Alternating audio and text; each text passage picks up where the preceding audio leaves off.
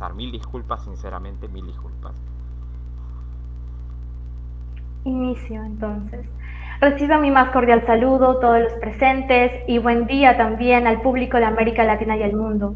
Quien les habla en este preciso instante es Yanela Samantha Carrasco Domínguez y en esta oportunidad cumpliré el rol de moderadora en el diálogo entre dos personas ilustres que van a versar reflexivamente sobre los desafíos y posibilidades de los derechos humanos en América Latina ante la entronización del lawfare en los tiempos actuales.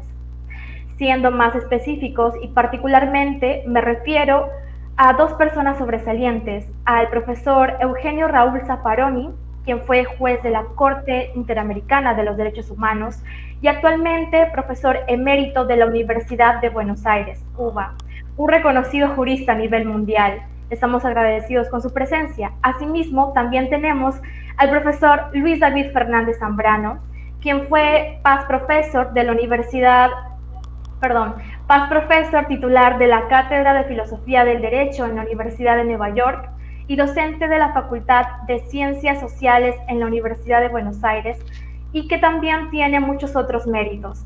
Entonces, daremos inicio a este coloquio con la participación de Luis David. Adelante, por favor. Bueno, en primer lugar, quisiera agradecer infinitamente la predisposición volitiva del querido compañero Raúl Eugenio Zaffaroni por concedernos un valioso espacio de su agenda tan atiborrada, probablemente de muchos desafíos y muchas posibilidades en bienestar de los desfavorecidos en América Latina y en el mundo. Y bueno, para nosotros es un honor. De igual manera, estimada Yanela, te agradezco muchísimo que hayas tenido la posibilidad de concedernos un poco de tu tiempo y compartir este espacio tan crucial para este ir y devenir de ideas sobre algunos puntos tan importantes que atraviesa nuestra región como problema y como posibilidad, en palabras de un historiador peruano que probablemente ya no se acuerda mucho, que es Jorge Basadre. Estimado Raúl, disculpa que te tutee, creo que en Argentina está muy normal que se tuteen. Es normal. Sí. Entonces, yo básicamente quería aprovechar tu presencia para echar un conjunto de reflexiones, de análisis, de críticas sobre lo que está pasando actualmente en nuestra región latinoamericana, especialmente con el debilitamiento de los sistemas y los principios democráticos por la politización de los sistemas judiciales que muchas veces obedecen a principios totalmente antagónicos al Estado de Derecho, como lo que está pasando en la realidad peruana, en donde particularmente el Código Penal no se respeta, digamos, siguiendo el principio de legalidad y se inventan figuras jurídicas, cosas que no van de la mano, como el delito de rebelión, que no se lo entiende y no se le aplica particularmente tal como está fijado en el nomen juris, y también lo que está pasando, digamos, en América Latina en relación a los problemas que atraviesa un estudiante y un profesional directamente ligado al derecho, no solamente en el campo de la docencia, sino en el campo de la práctica. Digamos, hace más o menos 3 semanas dialogaba con su gran amigo y un gran compañero Guido Croxato sobre estos temas, cómo la carrera de Derecho se ha reducido mucho al análisis económico del derecho, pero es un análisis económico muy liberal, no es ni siquiera muy keynesiano en muchos sentidos, ni mucho menos tan apegado a las posturas que echan raíces en el materialismo dialéctico e histórico, que creo que para mí metodológicamente me permiten entender mucho más la crisis que vemos actualmente en este tipo de sistemas que excluye a las mayorías y privilegia económicamente a un puñado, que sinceramente no responde a los principios del bienestar general. Entonces quería más o menos empezar este diálogo sabiendo sus perspectivas, primero lo que está pasando en el Perú desde un punto de vista internacional en materia de derechos humanos, en relación específicamente a lo que está pasando con el gran maestro Pedro Castillo, y dos, saber, digamos, su perspectiva sobre lo que está ocurriendo en la enseñanza y la práctica de la abogacía en América Latina y la influencia, digamos, de esa postura liberal dentro de la idiosincrasia de muchos docentes que actualmente tienen mucho poder de convocatoria por estos lares del mundo. Bueno, muchas gracias. Mira, no creo yo, como dice Guido, de que tenga una gran resonancia entre nosotros y entre nuestros doctrinarios o teóricos y docentes el análisis económico del derecho. Es una escuela norteamericana sin mayor trascendencia entre nosotros. Creo que la mayoría de los nuestros, si le preguntan, no saben de qué se trata. No, no es eso. No, me parece que Guido se va por el lado de la filosofía del derecho y está lejos de lo que pasa en nuestras cátedras, ¿no? Está bien, puede ser que yo tenga una deformación profesional muy orientada hacia la cosa penal y en una de esas veo lo que pasa en la cosa penal. No, no tiene, en la doctrina penal no tiene absolutamente ninguna influencia la corriente esa del reduccionismo económico del derecho. No. Realmente lo que sucede es que importamos doctrinas. Nuestro derecho penal está colonizado desde hace muchos años por el derecho penal alemán y hemos traído sucesivas teorías alemanas, sistemas de interpretación desde von List en adelante, pero al sacarlo de la aduana lo vaciamos de contenido político. Los alemanes no hacen eso. Es decir, si vos analizás qué fue Winding en su momento, fue el penalista del contexto temporal, penalista epocal, pero del contexto temporal de Bismarck, el normativismo de él, el normativismo positivista, en un momento que había que reafirmar el Estado alemán, que recién se unificaba Alemania. Después vino von List, que es el penalista de la época, es el epocal de la época guillermina, del segundo momento del imperio. Después vinieron unos neocantianos, ya reaccionaron contra esta subordinación de la corporación jurídica a la corporación médica propia del positivismo reaccionario, materialista, grosero, del reduccionismo biologista, racista, y bueno, se fueron por el neocantismo, y el neocantismo permite hacer cualquier cosa, inventar cualquier sistema, ¿no? Como el valor ordena todo, bueno, lo que el valor no ordena se quedó afuera. ¿Y quién impone los valores? ¿Quién tiene el poder de imponerlos? Bueno, listo. Entonces tuvimos neocantianos liberales como Radbruch, tuvimos, Radbruch, Gustav, Max Ensmayer, Helmut von Weber, a mi juicio. La época de la Constitución de Weimar, ¿no? De la República de Weimar. Después tuvimos el nazismo y con el neocantismo, Metzger y su banda interpretaron las leyes nazis. Y luego trajimos a Belzel, pero Belzel era el penalista epocal de la época de Adenauer, de la reconstrucción alemana, ¿no? Como cristiano. Después trajimos a Roxin, y Roxin es el penalista epocal de la época ya de la Alemania reconstruida, de la Alemania de Willy Brandt, de la socialdemocracia alemana. Nosotros todo eso lo vaciamos al traerlo y lo importamos como si fuesen distintos modelos del celular, ¿no? Y cada uno quiere tener el de última generación. Como les quitamos contenido y nos fijamos nada más que en la completividad lógica de cada uno de los sistemas. Bueno, eso fue el fenómeno que ha pasado. Y hoy estamos trayendo, porque en Alemania se produjo un lío tremendo en la dogmática, sigue siendo epocal Roxin, porque es un neocantiano y más o menos, bueno, todavía conserva las características, los caracteres específicos tradicionales de la dogmática, neocantiano que se vuelve al liberalismo, adapta más o menos el esquema de Helmut von Weber, y el resto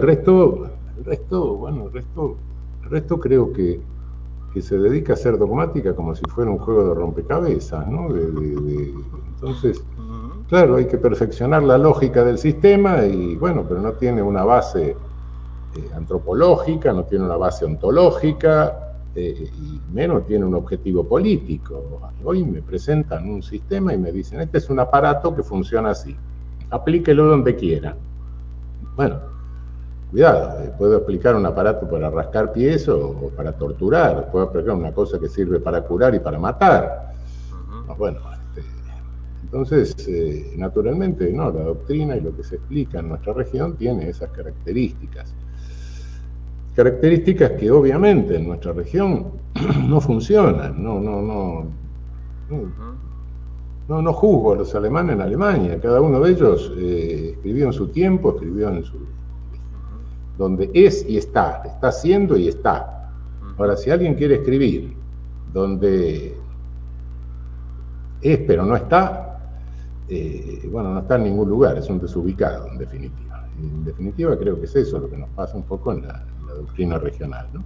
Ahora, eso en el campo doctrinario, ¿no?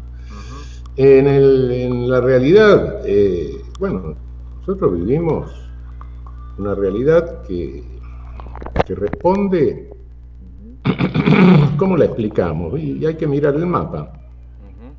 Estamos en nuestra región, es una región que está geopolíticamente subordinada, es decir, es víctima del colonialismo, lo ha sido siempre. Colonialismo originario que se cargó 60 millones de personas, con explotación, con contaminaciones, enfermedades, etc. Nos robó plata, nos robó oro, nos robó materias primas, y con eso Europa se empoderó y desarrolló el neocolonialismo, y entonces se dedicó a hacer genocidio por todo el planeta. Acabó con, qué sé yo, la barbaridad que hizo en África, en Asia, casi extingue la población de Oceanía, bueno, en fin. Pero después hubo un último coletazo del neocolonialismo que para mí fueron las dictaduras de seguridad nacional. Ustedes tuvieron un periodo raro de un gobierno militar extraño, atípico en algún momento, que terminó.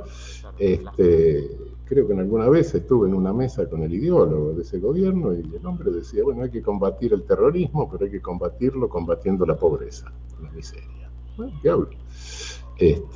Me impresionó. No me acuerdo el nombre, un coronel que era el ideólogo de Velasco Alvarado. Bueno, y después, bueno, ustedes tuvieron a Fujimori, y le dejó una constitución que hace ingobernable el Perú, que quieren que les diga. Han mezclado, alguien tiene que gobernar. Bueno, yo soy partidario de los sistemas parlamentarios, pero bueno, un sistema es presidencialista o es parlamentario. Bueno, listo, pero no se pueden mezclar los dos sistemas. Han mezclado los dos sistemas de forma tal que, claro, para nombrar ministros el presidente necesita el acuerdo del Congreso. Si le rechazan dos gabinetes puede disolver el Congreso, pero el Congreso puede destituir al presidente, y ahí que sea la sucesión cinematográfica de presidente que ha tenido el Perú, no lo puede gobernar nadie, sea del color político que sea. Bueno, primera dificultad. Segunda dificultad, ¿qué fue lo que pasó? ¿Cuál es la situación actual? ¿O cómo visualizo la situación actual? Bueno, ha habido un golpe de Estado dado por el Congreso, destituyó irregularmente al presidente. Castillo fue destituido sin darle la oportunidad de oírlo. Es cierto, un juicio político no es un juicio penal, no tiene exactamente la misma garantía, todo eso es cierto, pero indiscutiblemente todas las normas indican que por lo menos debe oírse a la persona, y no se lo oyó. Y cuando se legitima esa destitución, se dice que, bueno, no se lo privó del derecho de defensa material porque no se sabía lo que iba a hacer. Prácticamente se dice, bueno, no tenía defensa. En consecuencia, ¿para qué lo íbamos a escuchar? Bueno, eso dice la Corte Suprema. Bueno, en un párrafo muy confuso, pero en definitiva dice eso.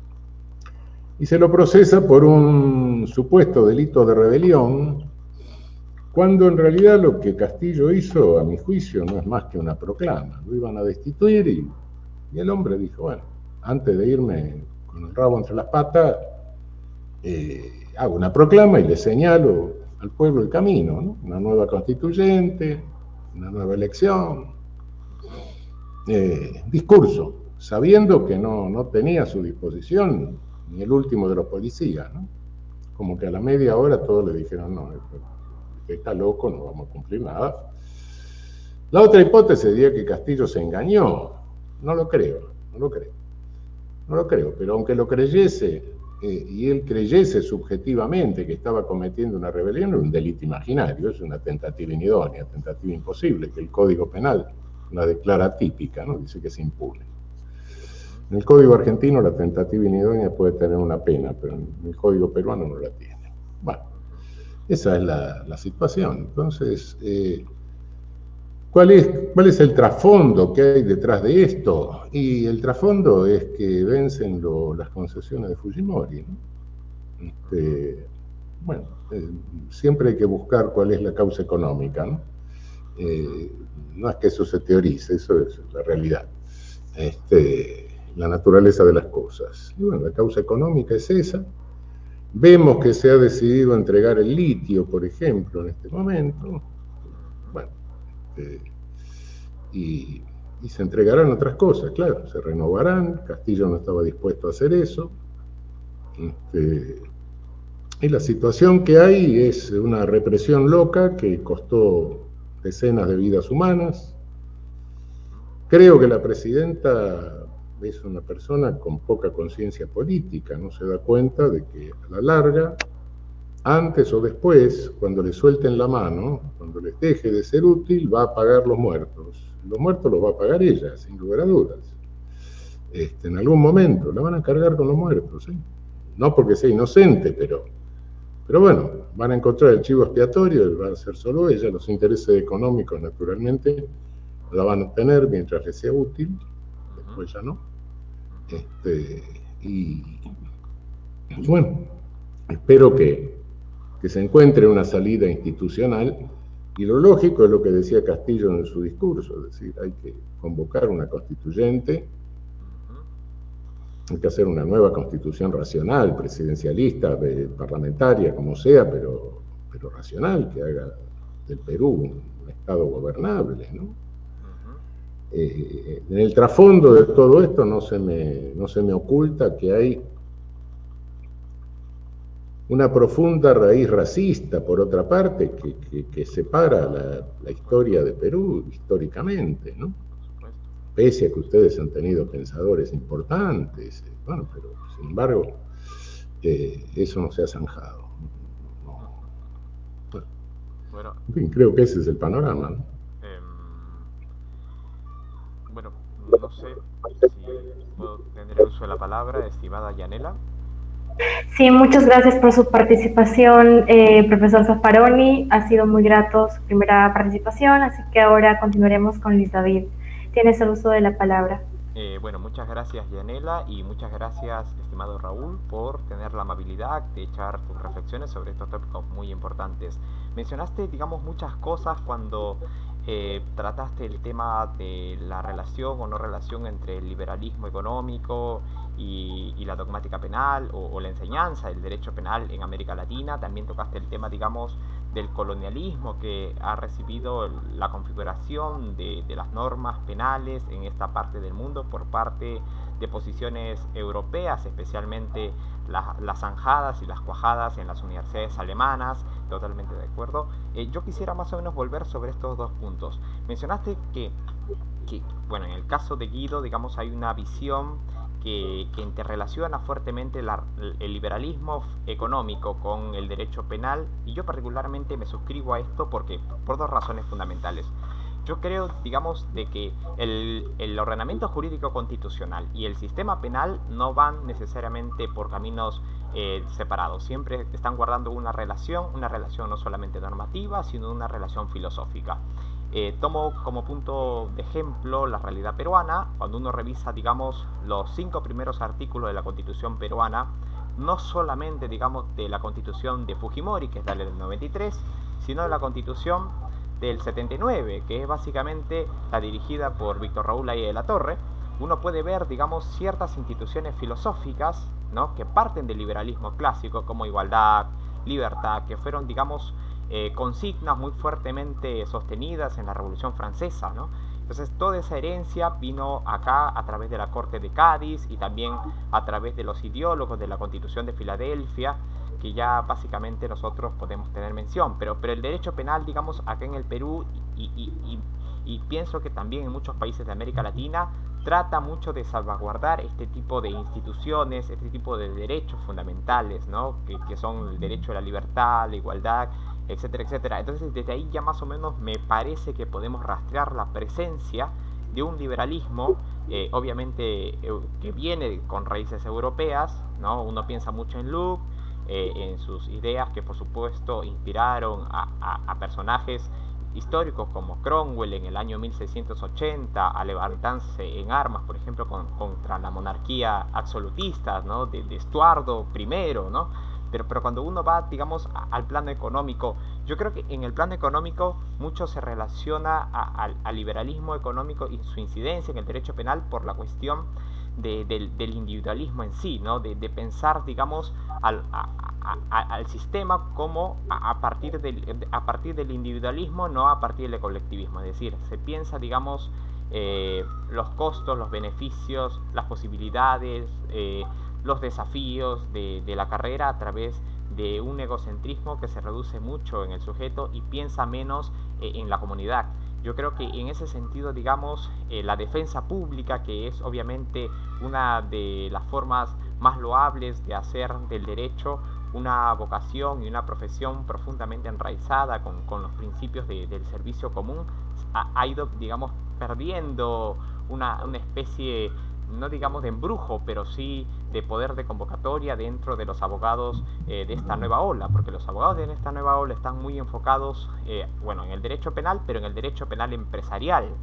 Acá en el Perú mucho se prioriza, digamos, el derecho penal empresarial, el tema de los compliance, el tema de la responsabilidad penal de las personas jurídicas, y yo siento, digamos, de que sí hay un liberalismo económico presente. Es más, el Código Penal argentino, el Código Penal peruano y otros ordenamientos jurídicos penales en América Latina tienen, digamos, ciertas figuras jurídicos penales para tratar, digamos, los delitos cometidos dentro de la administración privada, que obviamente, o dentro, digamos, de la administración pública, que ponen en riesgo el fisco, pero un fisco directamente relacionado con un sistema económico que en el caso peruano, en el Nomen Juris, obviamente en función al capítulo económico, habla de un liberalismo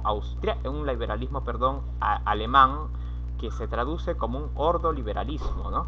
Entonces, el ordoliberalismo que está presente en el Nomen Juris del sistema jurídico constitucional peruano es un liberalismo alemanizado que tiene muchas diferencias del ordoliberalismo económico austriaco y el gestado en Chicago, porque el gestado en Chicago, digamos, piensa más en otras cuestiones, en otros principios, pero al final, digamos, llegan a tener una incidencia totalmente negativa en el marco social. Pienso en esto porque más o menos voy a centrar mis puntos en esta cuestión que tiene mucho que ver con el cambio del modelo económico a través de la narrativa constitucional y cómo esto se puede viabilizar en una asamblea constituyente, como ya está o como ya ha ocurrido, o hay un intento muy poderoso, digamos, en otras partes de América Latina. Primero, el ordoliberalismo económico tiene ciertos principios. Que en realidad, digamos, son muy controversiales. Por ejemplo, el principio de que para que exista la economía social del mercado no tiene que haber monopolios ni oligopolios, o sea, digamos, tiene que haber libre competencia. Entonces es un principio muy polémico. ¿Por qué? Porque en realidad en ningún sistema económico capitalista existe, digamos, la ausencia de oligopolios. Si uno ve las principales, digamos, o los principales países capitalistas, estoy utilizando un término propio de la teoría política, uno visibiliza, digamos, de que siempre hay un consorcio empresarial, mediático, alimenticio, farmacéutico, etcétera, etcétera, que tiene un monopolio. Y eso no excluye a Alemania. Alemania, digamos, que es la cuna ideológica del ordoliberalismo de Marburgo, que obviamente fue traído acá con el gobierno de Fujimori. 1, 2, al haber, digamos, oligopolios en Alemania, en Estados Unidos, en Perú y en muchos países dependientes del capitalismo, no se puede hablar, digamos, de que hay una libre competencia empresarial. Y al no ver eso, digamos, en sí mismo no existiría la economía social de mercado. Entonces, cuando uno se pregunta, entonces, ¿qué existe acá? Porque por un lado encuentras a muchos abogados penalistas diciendo no debe cambiarse la Constitución. Y cuando le dices ¿por qué? Bueno, porque esta Constitución da seguridad jurídica, hace que llegue la lluvia de inversiones, y esa lluvia de inversiones, digamos, hace que haya estabilidad de la moneda, etcétera, etcétera. Pero cuando le dices, pero bueno, el principio del ordoliberalismo dice claramente que no deben haber monopolios y oligopolios, y acá en el Perú hay un montón de monopolios y oligopolios. Un grupito de personas controla casi todos los medios de producción que están circulando por los mercados centrales y periféricos, y ahí no saben qué responder. Entonces parece que hay una mala interpretación por parte de los estudiantes y los profesores de derecho penal acá en el Perú sobre lo que es realmente el liberalismo alemán que se ha traído acá, que es un liberalismo que tiene tal vez muchas coincidencias con el liberalismo de Hayek, con el liberalismo de Friedman, pero que tiene sus particularidades. Entonces, por esa razón, digamos, yo insisto mucho en la idea de que es necesario dotar al estudiante de derecho no solamente de preceptos filosóficos que puedan más o menos polemizar las ideas de igualdad, libertad, por ejemplo, porque la narrativa sociológica francesa, por ejemplo, pienso en Dargen, hablaba de que el hombre no es libre en sí, sino está acondicionado por la política, acondicionado por la religión, acondicionado por la economía, acondicionado por un conjunto de factores que al final hace que piensen de tal o cual manera. Y también dotarles, digamos, de esas herramientas propias de la narrativa económica, no solamente liberal, marxista, keynesiana, para que tenga una mirada más reflexiva, más precisa de qué principios económicos va a defender o combatir. Porque si no, digamos, está sin brújula al momento de levantar una espada ideológica o levantar, digamos, un escudo ideológico. Eso por una parte. Por otra parte mencionaste, digamos, Eugenio, y de manera muy brillante, y suscribo mucho lo que acabas de mencionar sobre el tema del colonialismo, y cuando citaste a autores muy referenciados en la doctrina, en la dogmática penal, como Belzel y otros más, que por supuesto, a Binding, que a nosotros nos viene mucho a la memoria cuando pensamos, ¿no?, en la configuración de la teoría del delito, la constitución de la culpabilidad, que obviamente son temas muy importantes. Yo más o menos quería llegar acá, ¿no? Me parece, digamos, que la forma de combatir ese colonialismo, que no solamente en el ámbito geopolítico se ha posicionado en el ámbito económico, sino en el ámbito académico, en el ámbito intelectual, la forma de combatir, digamos, en una sociedad como esta cada vez parecen más complejas, en el sentido, digamos, en que en un mundo en donde la circulación de los papers, los artículos, es tan poderosa, ¿cómo se puede marcar una distancia? En el ámbito jurídico constitucional se habla de reconocimiento de las categorías sospechosas, por ejemplo, ¿no? Pero esa reincorporación, digamos, ¿en qué cierta medida marcaría una originalidad sobre lo que ya está acá? ¿No será más bien acaso que la originalidad dentro de una categoría filosófica y también dentro de una categoría propia de la dogmática penal tiene sus límites, y quizás esos límites todavía no han sido, digamos, fijados de una manera muy, muy concreta por la luz de los juristas latinoamericanos? Uno, y dos, que también te quería preguntar, es que en este mundo, digamos, en donde todo está interconectado, ¿no? No solamente mediáticamente por la tecnología, sino teóricamente, filosóficamente, científicamente, ¿acaso no será más bien razonable apostar por una teoría ecléctica? Es decir, apostar por la posibilidad de traer, digamos, distintas posturas de distintas partes del mundo, pero al final, digamos, hacer un remedio que responde a una realidad concreta en que vivimos actualmente. Yo creo que ahí cerraría más o menos mi intervención, y es probable que el doctor haya traído un libro, y eso es algo que a mí particularmente me interesa mucho. Y solamente para cerrar, porque esta intervención se va a grabar, solamente me interesaría subrayar un punto, ¿no?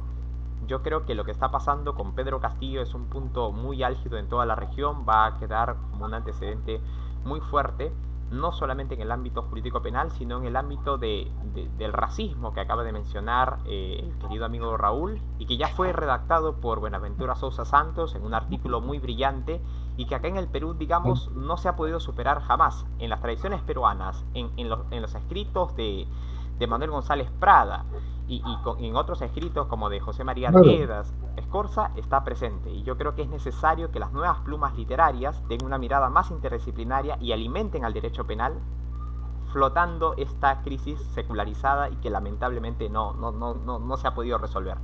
Bueno, me detengo acá, no quiero monopolizar el uso de la palabra, y encantadísimo, Raúl, de seguir escuchando y retroalimentando mi visión de tus perspectivas. Muchas gracias, Yanel.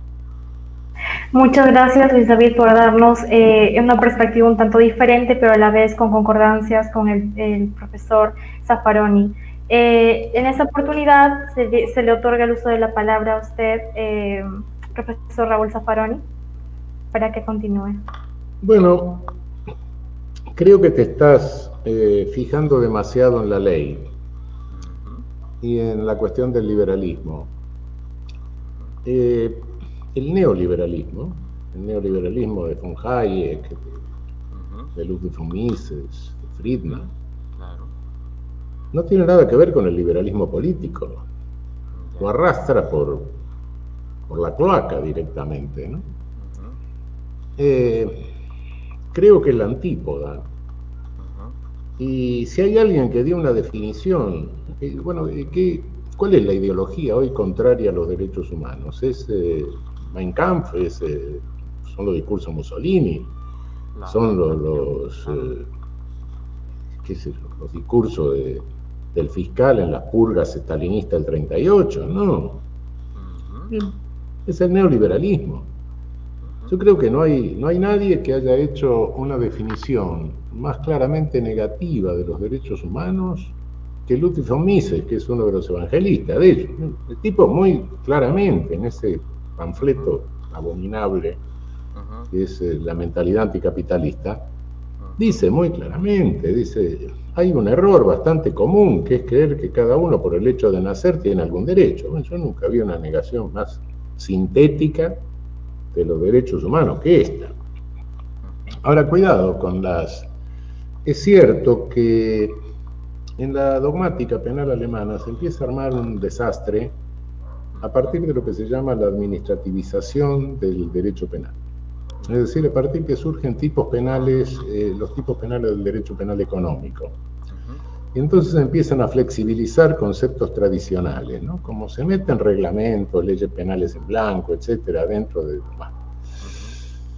Lo primero, entonces, pero el dolo ya no es conocimiento de todo. Entonces se normativiza el dolo. Es dolo lo que no es dolo, se presume el dolo a través de definiciones absurdas, se confunde la cuestión de prueba con la cuestión de fondo. Pero cuidado, que esos tipos penales, yo no sé qué efecto tienen en Alemania, porque no conozco bien la economía alemana, pero sí sé el efecto que tienen entre nosotros. Cuidado que no son para defender la libre competencia. No es mentira eso. Es absolutamente mentira el efecto que tienen entre nosotros. Realmente, el poder punitivo es siempre selectivo, no hay nada que hacerle. Se pueden bajar los niveles de selectividad, pero no se pueden eliminar los niveles no se puede eliminar la selectividad.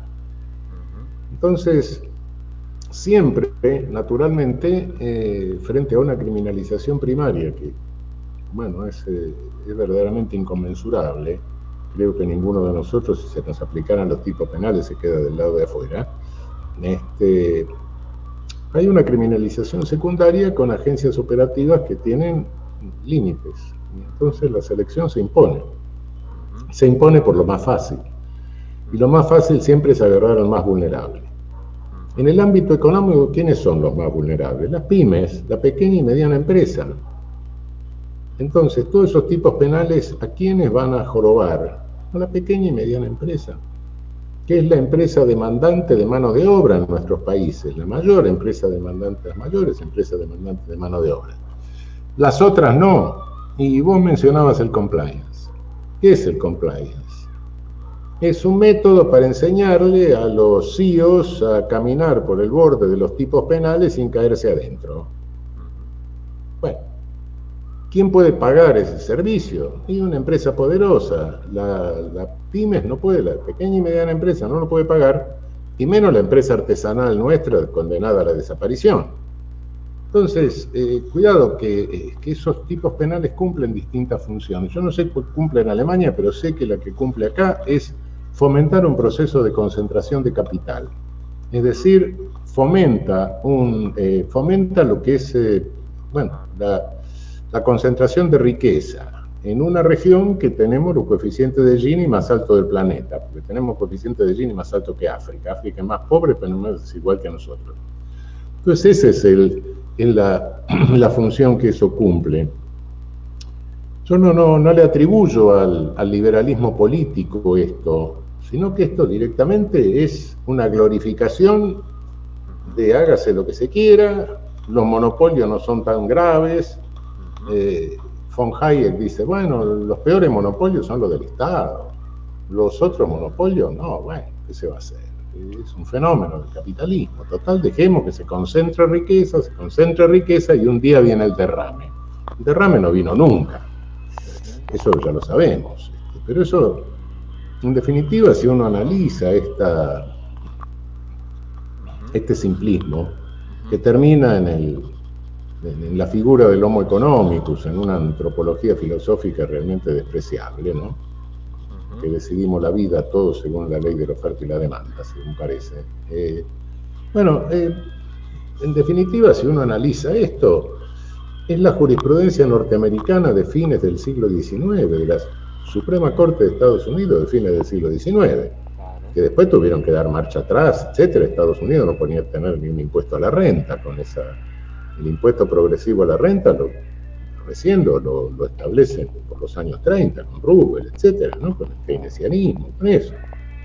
Bueno, esa es la más retrógrada de la jurisprudencia norteamericana de toda su historia. Bueno, eso es, por eso no nos fijemos tanto, no, yo no creo que al contrario, desde el punto de vista del liberalismo político, justamente la irrupción de estos tipos de delito económico ha flexibilizado las garantías y ha flexibilizado conceptos y ha generado una verdadera confusión en la dogmática jurídico-penal alemana, a tal punto que llama mucho la atención. El último de los autores que nombré fue Klaus Roxin, que es un hombre que está vivo, ¿no? Y uno dice, bueno, pero ¿cómo? Si es de la época de Willy Brandt, y entre la época de Willy Brandt y hoy pasó mucho tiempo. Claro. Sí, pero lo siguen teniendo como epocal, porque como es un neokantiano, más o menos se entienden las categorías. Con el resto no se entiende por la confusión que ha creado todo esto. Y nosotros nos traemos autores que no son epocales, como Jacobs, por ejemplo. Uno dice, bueno, pero ¿qué diablo, qué demonio estamos trayendo? Estamos trayendo un hegelianismo, en definitiva, ¿no? Entonces, bueno, ahora, vos decís que van No, yo no creo que sean paralelas las normas constitucionales y el ejercicio del poder punitivo. No, cuidado. No nos podemos reducir al ejercicio del poder punitivo formal en nuestra América. El poder punitivo en nuestra América no se agota en lo formal, no se agota en el poder punitivo habilitado por los jueces. En el norte predomina el poder punitivo habilitado por jueces. En el sur, cuando hablo de colonialismo, estoy hablando del actual colonialismo, que es un tardo colonialismo financiero, como resultado de la transformación del capitalismo, el productivo financiero, la hipertrofia del aparato financiero. Se dejaron de fabricar papeles verdes y se entraron a fabricar papeles de te voy a pagar. Te voy a pagar, te voy a pagar, te voy a pagar. Hoy Estados Unidos tiene casi 2 PBI de deuda. Un te voy a pagar que no te voy a poder pagar nunca, y no sé lo que va a pasar con el sistema capitalista. Bueno, te encontrás con tipos serios que dicen, vamos a un caos, que no se va a poder pagar, porque para poder pagar semejante volumen se necesita triplicar o cuadruplicar la producción mundial, con lo cual se acabaría el planeta, más o menos, pero además no hay condiciones para eso. La producción mundial, tenemos una economía sin producción, la producción mundial sube muy poco. Consecuencia, no es que, al contrario, yo creo que el poder punitivo va a contramano justamente de normas constitucionales. Para hacer una crítica hoy, no tengo que salirme del derecho positivo. Tomo las normas constitucionales, tomo las normas del derecho internacional incorporadas por ratificación a nuestros derechos positivos, y me refiero, limitate a mirar lo que pasa en las cárceles. Todas las penas que la mayor parte de las penas que se están imponiendo en nuestra región son ilícitas. Sí, claro. Tenemos más de la mitad de los presos sin condena en prisión preventiva, la pena más común que es la prisión preventiva. Además, las cárceles están superpobladas, las manejan bandas de delincuentes, se pelean entre las bandas y tenemos decenas de tipos decapitados, descuartizados, castrados, etcétera. Hay un monopolio de medios de comunicación que responde al poder financiero. Entonces, ¿qué? ¿Nuestros jueces son autores mediatos de penas crueles, inhumanas y degradantes? Sí, y de homicidios también, y de torturas también. Quizás sean exculpantes, estén en un estado de necesidad exculpante, no sé. Pero bueno, entonces, ¿en base a qué digo que son ilícitas? Y en base a la propia Constitución, y en base a la propia ley internacional, en base a las propias... ¿Qué? Viene Jacobs y me dice, la pena ratifica la vigencia de la norma. No, acá la pena ratifica la violación de las normas constitucionales. No me salgo, no me voy a un esquema de Frankfurt, de la escuela de Frankfurt. No. Me quedo adentro del derecho positivo y le digo, señor, acá hay una contradicción obvia. Bueno, y todo eso es resultado de ¿qué? De este tardocolonialismo financiero, colonialismo tardío financiero, que nos controla ahora, pero ¿a través de qué nos controla? A través del endeudamiento. Es eso el asunto, nos endeudan y ese endeudamiento nos somete al control de organismos internacionales manipulados desde el norte, ¿no? Manejados desde el norte. Bueno, esa es la... en mi país he tenido 4 años de gobierno que nos endeudaron en $50.000 millones, ilícitamente. Pero no endeudamiento, que bueno, no puedo decir, bueno, está bien, puede ser sano endeudar un país y lo invertís en infraestructura productiva, carreteras, aeropuertos, fábricas, etcétera, de comunicación, electricidad, energía. No, nos quedamos con los papeles de la deuda, simplemente. Bueno, eso es un macro delito, es una macro estafa, es una macro administración infiel. Bueno, en fin, esa es yo veo así la realidad en este momento. Somos víctimas de una guerra colonial, de una guerra híbrida, que se lleva a cabo a través de eso, a través del lawfare, a través de la persecución de dirigentes populares, a través de los monopolios de medios que crean realidad. Es decir, no podemos tener una creación de realidad única pretendiendo tener una democracia plural. Un monopolio de realidad única lo podía tener el nazismo, lo podía tener el fascismo, lo podía tener el stalinismo, no lo podemos tener nosotros. Si queremos tener una democracia plural, es incompatible. Sin embargo, lo tenemos, ¿no? Lo tienen ustedes, lo tenemos nosotros con Clarín, lo tiene Brasil con el Regi Globo, lo tiene Colombia con Caracol, lo tiene México con Azteca, Televisa, bueno, el Comercio, el Mercurio, y sigamos así, ¿no? Bueno, esa es la realidad que estamos viviendo, como resultado de la posición geopolíticamente subordinada, que ahora, bueno, no enloquecen a las cúpulas de nuestras Fuerzas Armadas intentándole una tercera guerra mundial, no desembarcan marines, no se valen de nuestras oligarquías, como fue el patriciado peruano, la República Bella brasileña, la dictadura porfirista mexicana, la oligarquía vacuna argentina, ¿no? Eso ya pasó. Ahora el método es ese, es otra etapa del colonialismo. La consecuencia es esta.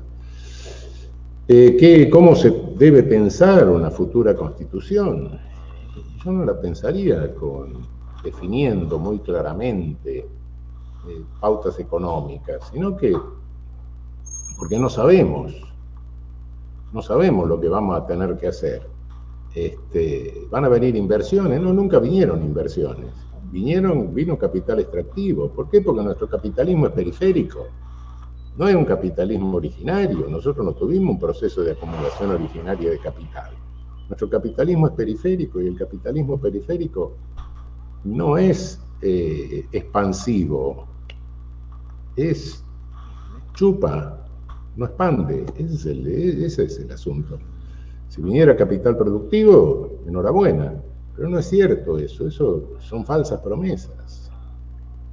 Entonces, bueno, en una constitución. No sé, Román, estoy en una conferencia. Nosotros tuvimos una constitución peronista en 1949 que se afianzaba en 3 principios: soberanía política, independencia económica y justicia social. Son 3 principios interdependientes. Creo que más que eso no se puede decir en una constitución, y dejar libertad a la política para que vea en cada caso, en cada coyuntura, cómo puede afrontar una resistencia anticolonial. Bueno, no sé. Muchas gracias por su disertación y compartir también con nosotros su perspectiva. Ahora continuaremos con Luis Fernández para continuar con el coloquio. Sí.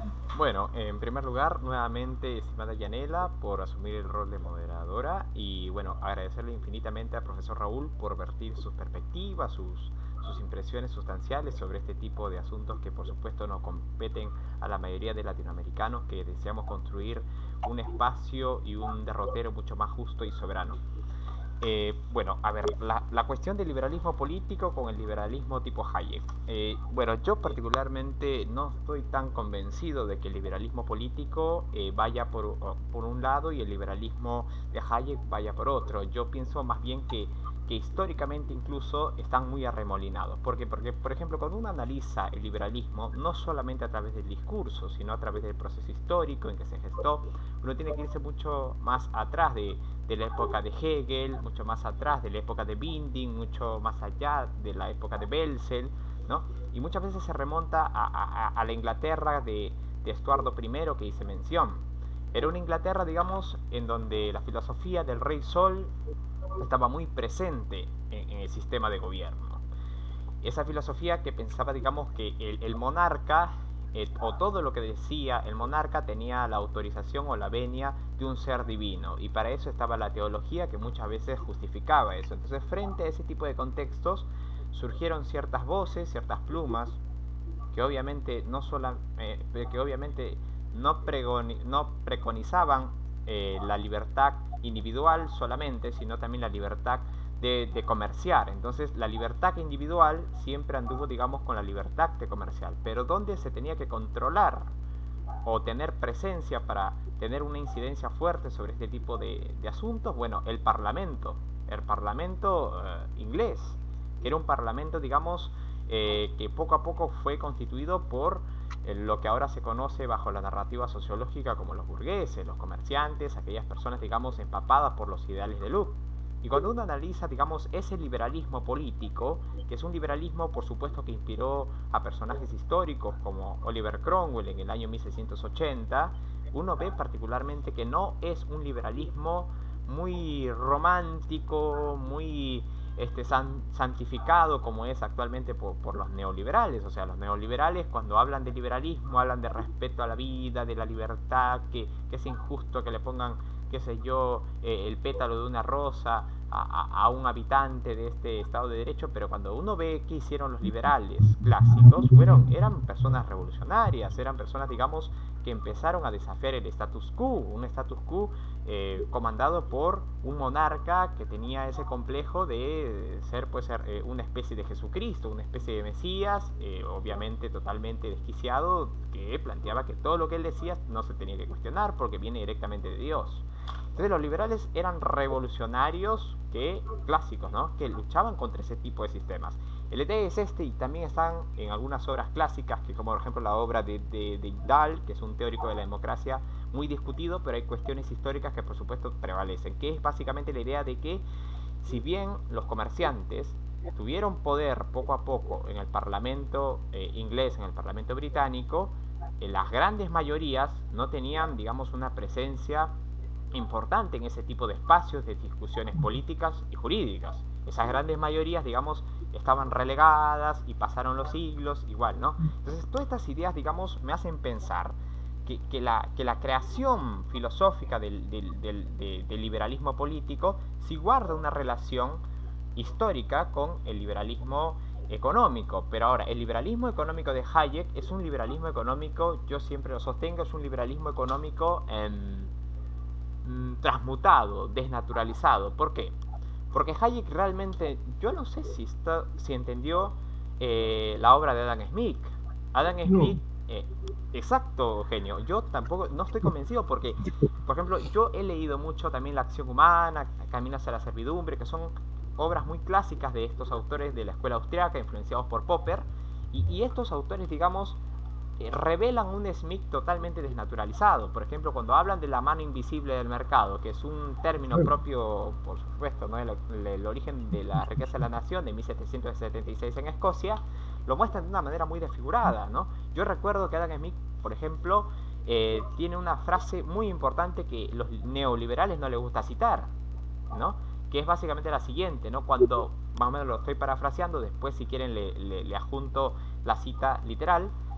Dice así Smith: cuando un proyecto de ley provenga de un grupo, ¿no?, social, como mercaderes, comerciantes, o sea, un grupo social bonancible, y vaya a manos del Estado, el Estado debe tener mucho cuidado porque provendrá fundamentalmente de una clase social cuyos intereses son antagónicos al bien común. Entonces, esa es una cita, ¿no?, de Adam Smith que particularmente pocos liberales, o incluso los de la escuela austriaca, lo citan, ¿no?, literalmente. Hay una desnaturalización de Smith. Entonces, partamos de esa base, que no hubo por parte de Hayek una interpretación correcta de, digamos, de quien se considera, ¿no?, el máximo baluarte en la economía clásica del liberalismo, ¿no? Entonces, eso por una parte. Eso ya creo que nos da otra perspectiva. Pero volviendo, digamos, al tema de la relación entre el liberalismo político y el liberalismo económico, yo creo que sí hay una relación más allá, digamos, de la narrativa y de la historia. ¿Por qué? Porque, digamos, muchas de las cuestiones que están consagradas en el nomen juris de muchas constituciones latinoamericanas, y no hablo solamente de las vigentes, ¿no?, en los tiempos de Ocaña, sino, digamos, de todas las herederas de la Constitución de la Corte de Cádiz del año 1812, tienen, digamos, una orientación más allá que jurídica, más allá que judicial, una orientación económica. Ahora, yo tampoco quiero caer en un reduccionismo económico. Yo sé que particularmente la economía es importante porque se pueden elaborar muy buenas leyes penales, muy buenas leyes constitucionales, civiles, etcétera, etcétera, pero esas leyes, digamos, necesitan un sustento, una matriz económica que le permita, por supuesto, dar operatividad a todos esos principios, a todas esas finalidades, a todas esas intenciones que están consagradas en el imperio de la ley. Y esa matriz económica obviamente tiene que tener no solamente una legitimidad por cierto sector de la sociedad civil, sino también tiene que tener una legalidad. Y esa legalidad muchas veces opera a través de estos espacios, ¿no?, parlamentarios, que obviamente son constituidos, y creo que también lo decía Madison, que es paradójicamente uno de los padres ideológicos de las constituciones, ¿no? Bueno, no quiero decir la estadounidense porque, bueno, Madison decía, ¿no?, que hay que tener mucho cuidado porque las instituciones estatales se pueden plagar de demonios y estos pueden hacer un montón de barbaridades.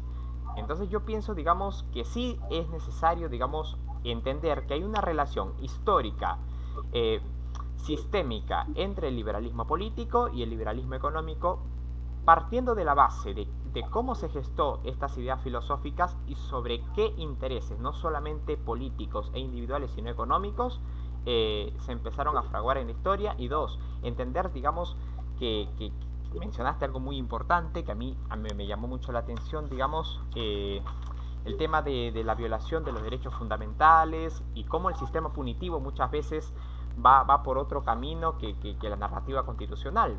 Yo digo dos cosas, ¿no? Yo no creo que vaya por otro camino, yo creo que van por un mismo camino, pero la relación que hay entre ambos es muy, digamos, irrazonable dentro de un punto de vista moral. ¿Por qué? Porque mencionaste el tema de las cárceles, el tema de que hay muchos reos, digamos, sin una sentencia definitiva, y a mí particularmente me interesa mucho ver ese tema, y que eso obviamente va en contra de lo que dice la Constitución, los derechos fundamentales ya consagrados en el ámbito internacional, claramente que sí, ¿no? El hacinamiento del sistema penitenciario en el Perú no es una novedad, es algo que se viene arrastrando hace muchísimas décadas, y la política criminal en su faz preventiva obviamente es un fracaso en el Perú, y no necesariamente, digamos, porque sea así por sí, sino, digamos, que no hay una estrategia intelectual y no hay una voluntad poderosa en las autoridades políticas, y mucho menos en la sociedad civil para corregirlo. Menciono dos cuestiones prácticas con esto. En el Perú, y creo que también pasa en otros países de América Latina, cuando se va a realizar, digamos, un conjunto de actividades en el sector estatal, se aprueba, se analiza y se elabora lo que se conoce como un presupuesto participativo. Ese presupuesto participativo tiene que tener la venia del Ministerio de Economía y Finanzas y también la aprobación del Congreso de la República. Con ese dinero que se tiene, se destina a todas las municipalidades, a todos los gobiernos locales y regionales. Pero ¿cuál es el detalle aquí? El detalle es que el 60% del dinero que llega a las municipalidades y a los gobiernos regionales se devuelve. Entonces, habiendo una masa económica que no se utiliza y no es algo solamente, digamos, de un año, 2 años, esto viene ocurriendo muchísimos años, ¿por qué no se genera, digamos, estos espacios para poder crear, digamos, las condiciones para optimizar una política criminal en su fase preventiva y así, digamos, reducir el hacinamiento, mejorar las condiciones carcelarias? Y yo vuelvo a esto, ¿no?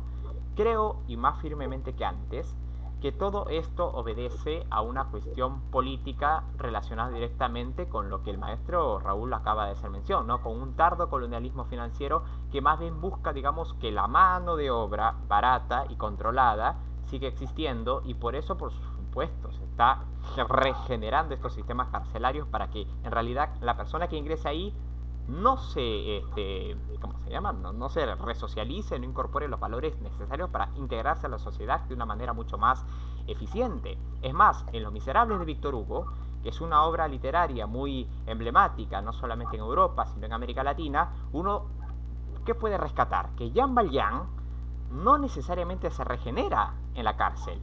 Jean Valjean se regenera fuera de la cárcel. Se regenera, digamos, por condiciones que en el sistema carcelario que le tocó vivir nunca se hubieran dado. Entonces eso nos da una visión muchas veces desde el plano literario de que las formas de hacer, digamos, una política criminal en su fase preventiva en el Perú y en el mundo muchas veces no tienen que partir de las instituciones, sino muchas veces se necesita la colaboración de la sociedad civil para humanizar a aquella persona que entre comillas está descarriada. Pero más o menos yo quería volver a este punto porque mencionaste otras cuestiones que a mí me interesan mucho. Mencionaste a Roxin, mencionaste a Jacobs. La filosofía neocantiana yo creo que ha tenido una incidencia no solamente en la teoría jurídica, sino también en la dogmática penal. Eso está más que zanjado. El mismo Kant, digamos, ha sentado las bases de muchos principios en muchas disciplinas filosóficas, pero esto es obviamente hasta cierto punto una perogrullada. Lo que a mí sí particularmente me interesa analizar aquí es el tema de Jacobs y el hegelianismo. Yo siempre digo, uno tiene que ver en qué contexto político, sociológico, filosófico se gestó un autor determinado y se produjeron sus cosechas. Entonces, cuando muchos abogados penalistas en América Latina, profesores, litigantes, etcétera, etcétera, hablan de Jacobs, incluso una vez escuché a un profesor peruano que había seguido cursos en Alemania que es necesario reinventar a un nuevo Hegel aquí, yo digo particularmente lo primero que tienen que aprender es a entender la historia de Federico Guillermo III y cuál fue el papel de Hegel en el imperio prusiano de Federico Guillermo III. Cuando uno descubre particularmente qué papel jugó Hegel ahí, bueno, no solamente fue un consejero. Hegel tiene una obra, acá no la tengo, pero después lo puedo citar, en donde cuando habla el Estado, la razón, la moral, el derecho, objetivo, todo es en favor del molino de Federico Guillermo III. Y bueno, Federico Guillermo III, no digamos que fue lo que es ahora, ¿no?, Dina Boluarte, pero era una persona, digamos, que reprimía huelgas de una manera violenta, era una persona que bajo la narrativa contemporánea sería un violador sistemático de derechos humanos. Entonces esa misma gente, ¿no, Raúl? Es la que ahora, digamos, los penalistas tratan, digamos, de reivindicar anacrónicamente sin ver las particularidades, y eso a mí me preocupa, digamos, me preocupa porque los estudiantes de derecho se han enfocado mucho en entender, digamos, la normatividad, la dogmática, pero no han ido a otras disciplinas complementarias que enriquezcan una mirada mucho más objetiva del autor, de la obra que están tratando de analizar. Entonces mencionaste también, digamos, otros temas que obviamente yo quiero tocar de una manera más paulatina el tema de las pymes, el tema de las compliance, cómo, digamos, estos nuevos estas nuevas figuras jurídicas que están enraizadas en el derecho empresarial económico más afectan a las pymes y a las pymes que a las grandes empresas, porque las grandes empresas tienen mayor capacidad adquisitiva como para pagar todo este tipo de programas de cumplimiento.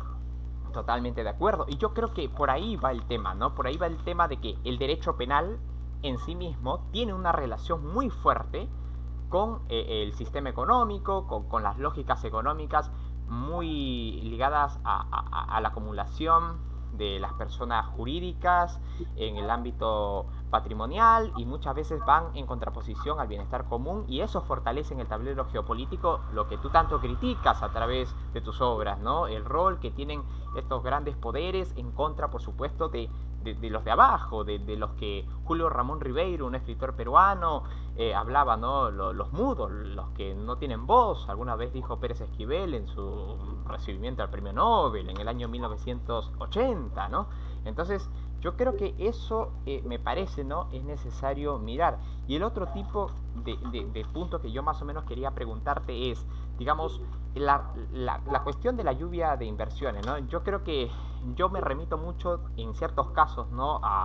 Al lenguaje que se utiliza en el ámbito administrativo, empresarial, ¿no? Cuando se habla de inversión, bueno, coloco un capital, ese capital me va a servir para, en un plazo determinado, para incrementarlo cuantitativamente, gano lo que supuestamente coloqué inicialmente y también, por supuesto, el excedente, que en realidad el excedente es la ganancia, lo demás es simplemente una base, ¿no? Entonces yo creo que la inversión no solamente está en el terreno, digamos, económico peruano, sino también latinoamericano, pero entiendo, digamos, tu perspectiva de la acumulación originaria, porque es un capítulo que Carlos Marx le dedica, ¿no? Al análisis del sistema económico de su tiempo, pero hay un detalle ahí. Marx escribió algunos artículos sobre Kowalewski, y Kowalewski, digamos, es un autor muy interesante, ¿no? Porque yo creo que, y quien escribe esto mejor es Álvaro García Linera. Álvaro García Linera ha escrito los apuntes de Marx sobre los escritos de Kowalewski, en donde nos muestra un Marx, digamos, que no concibe el desarrollo económico, el desarrollo de la civilización de manera lineal, ¿no? Sino un Marx que, digamos, también pensó en otro tipo de sistemas explicativos de los fenómenos históricos y económicos, no tan eurocentristas, sino más centrados en África, centrados, digamos, en esta parte del mundo, y creo que eso tal vez de alguna otra manera daría un enfoque un poquito distante, ¿no? a la narrativa que se viene trazando, ¿no?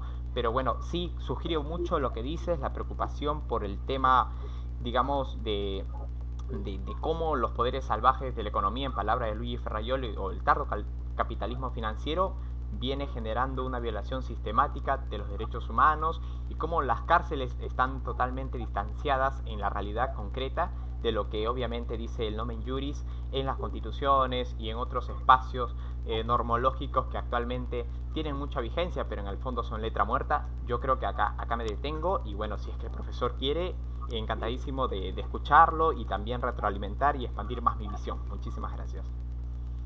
Muchas gracias, Luis David, por haber compartido los diversos aspectos, ¿no? Visiones y perspectivas que tienes. Has hecho un recorrido muy interesante, y pues ahora seguiremos con la disertación del profesor Raúl Zaffaroni. Bueno, no, obviamente que Hayek deforma a Smith, y hay otras cosas que dice Smith, como dice, bueno, la fuerza del capital tiene más poder que la fuerza del trabajo, eso lo dice Smith, no. Bueno, entonces hay esa diferencia, la marca, pero Hayek es un cara dura. Claramente uno lee el trabajo de él, Camino de Servidumbre, y da la impresión de que el trabajo está escrito contra Stalin. Pero no, el tipo dice que Hitler y Mussolini eran socialistas. Yo no sé, bueno, barbaridades de esa naturaleza. Y después en la segunda edición, en la posguerra, dice que sí, claro, era contra Stalin, pero no lo menciona mucho porque era aliado. Bueno, es una deslealtad intelectual de primera naturaleza, en el mismo trabajo dice eso. Pero No, cuidado, el hecho de que yo desvincule el liberalismo político en el sentido de garantías del liberalismo económico, y sobre todo de esta versión del liberalismo económico, de esta versión neoliberal, no es que comparta una narración que es falsa, que bueno, el liberalismo se empieza a pensar en el norte por obra generosa, por una serie de pensadores, y después baja como civilización hacia el sur. Eso es una mentira, naturalmente. Hacia el sur lo que bajaron fueron genocidios, ¿no? Y por otra parte, sí es cierto, hubo unos cuantos tipos que pensaron cosas que son válidas, los iluministas, los primeros liberales, un Feuerbach, un Beccaria, un Sonnenfeld, sí. Pero esa fue una ideología que las burguesías europeas usaron, pero ¿en qué momento? En el momento de su ascenso, en el momento de su lucha contra la nobleza. Una vez que ganaron esa lucha, se acabó el liberalismo, lo tiraron al diablo. ¿Y qué hicieron? Y se basaron en el spencerianismo, en el darwinismo, en el reduccionismo biológico, en el racismo. Y sí, esa fue la ideología del catastrofismo, de que bueno, los débiles se tienen que morir porque la raza tiene que seguir evolucionando. Ellos tenían la cabeza más grande, nosotros tenemos la cabeza más chica, tenían que custodiarnos hasta que nos agrandara el cerebro. Todas esas barbaridades. De modo que, no, cuidado, una cosa son los elementos ideológicos, otra cosa es cómo funcionaron. Cuando llegamos al compañero Hegel, el compañero Hegel es el ideólogo, el más fino ideólogo, el momento más alto, más elaborado de la ideología legitimante del colonialismo es el señor Hegel en su filosofía de la historia. A tal punto que sí, hay que inventar un nuevo Hegel, hay que darlo vuelta. Y cuando lo damos vuelta va a salir un Spiritum Geist del sur también, sí. Yo creo que Marx lo acostó a Hegel, pero no lo puso cabeza abajo, hay que ponerlo cabeza abajo. Y cuando lo ponemos cabeza abajo se cae América Latina, porque en definitiva somos resultado de pueblos originarios genocidados, y tenemos en nuestra región prácticamente testimonio de todos los restantes genocidios del mundo. Unos se fueron originarios, otros vinieron a dar acá, no hay nada que hacerle. Vinieron los judíos, vinieron los chinos esclavizados por el Pacífico, vinieron todas las víctimas de casi todos los genocidios del mundo, vinieron a dar de alguna manera, tenemos testimonios en nuestra región. Somos, realmente creo que es interesante América Latina por el mosaico que que ofrece de toda esa experiencia. Creo que no hay en el mundo una región tan extensa como la nuestra que se puede comunicar prácticamente en la misma lengua, lenguas vecinísimas, en que coexistan e interactúen semejante cantidad de experiencia de victimización genocida colonial. Pero no, cuidado, esa versión de que los derechos humanos son individuales, después fueron sociales y ahora vienen de tercera generación, y los individuales los inventaron ellos allá en el norte y después bajaron hacia el sur, eso es mentira. El primer ideólogo de los derechos humanos que tuvimos en América Latina fue Fray Bartolomé de las Casas. No nos olvidemos de eso. Ese fue el primero. El más universal. El mundo aparece como resultado de un genocidio que fue nuestra colonización. Antes no había mundo, porque nadie sabía de todo lo que existía en el resto. Tuvo que llegar Colón, Vasco da Gama a dar la vuelta por el sur de África y ahí más o menos se pudieron establecer relaciones mundiales. Pero el mundo de las relaciones humanas mundiales aparece con un genocidio que fue nuestra colonización.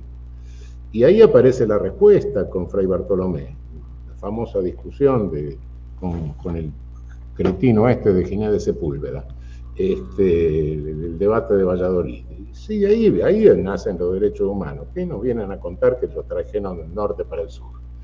No niego con esto los aportes de algunos ideólogos, etcétera, pero fue la ideología de un momento de lucha de las burguesías europeas. Cuando se entronizaron en el poder, chau, se acabó.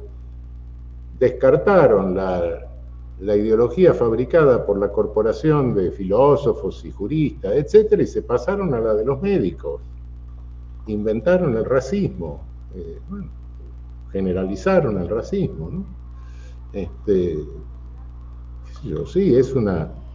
Ideológicamente, sí, claro que pero es la ideología de un momento de lucha en un fenómeno que se dio, claro, el Imperio Ibérico había echado a los judíos, había echado a los moros, no podía tener una burguesía, estos vagos de los españoles no tenían que comprar manufacturas al centro y norte de Europa, y la burguesía se desarrollaron en el centro y norte de Europa, con el oro y la plata nuestro que pasaba por España y iba a dar a los otros. Y vino la crisis del imperio, claro, y ahí vinieron nuestras supuestas independencias que nos sometieron al neocolonialismo, es decir, a la potencia hegemónica nueva que era Gran Bretaña, ¿no? Claro, sí. Sí, esa es la historia. Pero no nos confundamos la ideología con el momento, ni creamos no creo en esa narración de que baja del norte para el sur la idea de derechos humanos, de dignidad humana, de respeto a la persona humana. Mentira, eso no, lo que bajó del norte para el sur siempre fueron genocidios. Ya, no sé si puedo... Muchas gracias por la disertación. Ahora continuaremos este coloquio con Luis David y va a compartir con nosotros sus perspectivas al respecto. Gracias. Bueno, muchísimas gracias nuevamente, Yanela, y nuevamente muchas gracias. Luis David, Raúl. Tu micrófono está apagado. Ok, ¿qué tal? Mil disculpas, estaba muteado mi micrófono. Yo quería mencionar nuevamente de que te agradezco mucho, Yanela, que tomes el uso de la palabra, y nuevamente al compañero Raúl por sumar sus perspectivas siempre lúcidas sobre estos puntos tan importantes. Bueno, vuelvo a ciertos puntos, ¿no? El tema, digamos, de Hayek, el tema del fascismo y muchas cosas que a mí particularmente me interesan. Mencionaste, Eugenio, muchos libros que obviamente son manuales de cabecera de estos nuevos neoliberales que están fuertemente ligados a los think tank, ¿no? De los hermanos Koch. Bueno, ya no son dos, ahora solamente queda uno, ¿no?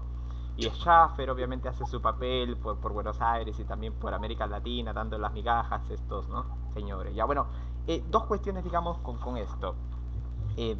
Yo creo, y vuelvo a eso, ¿no? El tema de Hayek se complica mucho más, y el tema de Ludwig von Mises aún mucho más que Hayek, cuando uno analiza cuál fue el rol dentro de su actividad política en Europa. O sea, mucho antes de 1945, mucho antes de todo eso, Ludwig von Mises militó en el partido de Dollfuss, que era un fascista austriaco. O sea, sí o sí, ¿no? Hay una relación entre el fascismo y ese neoliberalismo que obviamente ahora está muy de cabecera, y es una cuestión histórica que muchos neoliberales no lo reconocen, pero está ahí en los textos. Es más, uno de estos autores, ya lo dejo, digamos, para un tema ya de investigación, pero probablemente otras personas ya lo saben, fue particularmente quien avisó y dijo, ¿no? Nosotros tenemos que agradecer al fascismo que el hecho de que haya salvado la civilización europea, bueno, algo así. Yo tengo, digamos, la cita concreta, pero no se trata, digamos, de Luis David Fernández, de Raúl Zaffaroni, de Yanela Carrasco, sino se trata particularmente de uno de los máximos representantes, digamos, del liberalismo austriaco, ¿no? Nada más y nada menos que de Ludwig von Mises. Entonces son autores que actualmente, digamos, tienen una resonancia mediática y académica y entre comillas, muy popular dentro de los jóvenes, pero cuando uno analiza sus vidas, en qué partidos militaron, cuáles fueron, digamos, sus opiniones sobre estos dos bárbaros, ¿no? Mussolini y Hitler, en la historia de su continente, bueno, uno simplemente dice que, bueno, de defensores de la libertad, defensores de la vida, defensores de la integridad humana, tienen poco o casi nada. ¿no? En su vida, y por eso que hay muchos que hablan de que son contradicciones andantes. Pero más allá de los errores doctrinarios, más allá de los errores propios de la estela biográfica de cada uno de estos autores muy representativos, yo quería volver sobre ciertos puntos, ¿no? El liberalismo clásico era un liberalismo que cuestionaba todo lo que operaba por fuera del individuo.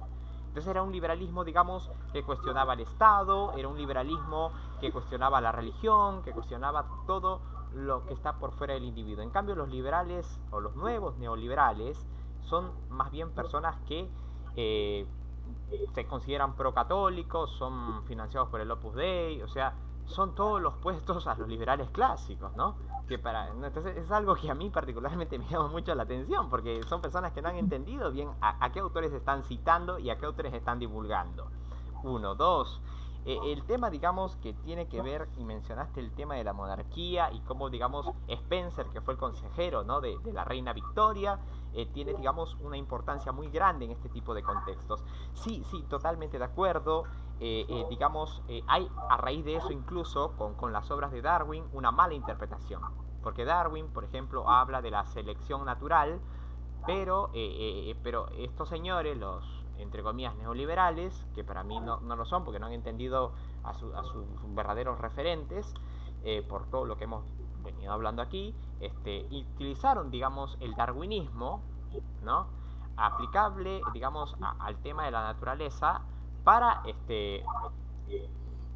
llevarlo al plano social. Entonces decían, no, la supervivencia del más apto en la sociedad, que el que puede, el que no, que se las arregle y sufra, y si sufre y fallece, bueno, es su culpa, no es de nosotros, no es del sistema, es porque es menos apto que el resto. Entonces esa filosofía de vida es muy obviamente de Spencer, pero Spencer parte de una mala interpretación de Darwin. Hay un texto que habla muy bien de esto, y hay varios textos que hablan muy bien de esto.